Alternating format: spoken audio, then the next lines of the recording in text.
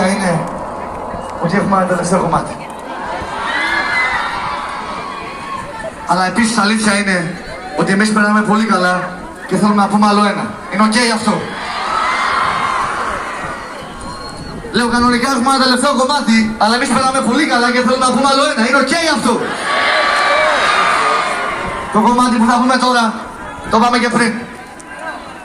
Αλλά πριν, ούτε εσείς τα πήγατε πολύ καλά, ούτε εγώ τα πήγα πολύ καλά.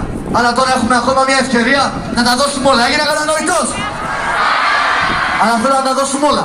Ό,τι φωνή μας έμεινε, ό,τι δύναμη μας έμεινε, σας θέλω πάνω κάτω. Γίνε κατανοητός! Yes. Φύγαμε. Κυρίες και κύριοι, Σάμο! Θα τα δώσεις όλα τώρα. Πάνω κάτω, πάνω κάτω. Ένα, δύο, τρία, φύγα!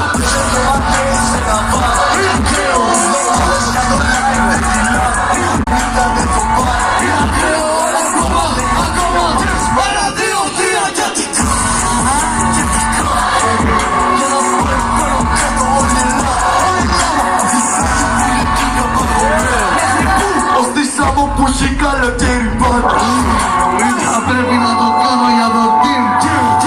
Αλλά ακόμα δεν συνήλθαμε αυτό το deal. Δεν με νοιάζει ούτε ο Κάνιε ούτε η Kim. Γιατί φέτος χαόσυνο. Όποια χρονιά με λεπτάμε, ότι είπαμε μόλις στο χείλι. Θέλω να φωτάσει κίνησα, μου διέσχισε και έχεις να βρίζα. Πίνω αυτό για να μίλησα. Αν έπρεπε μετά στην πίνα να πίσω, όλα τα υπόλοιπα να αφήνα έξω. Κάποιος να σπούσα όλοι πάνω με τα σκάφα. Να θέλω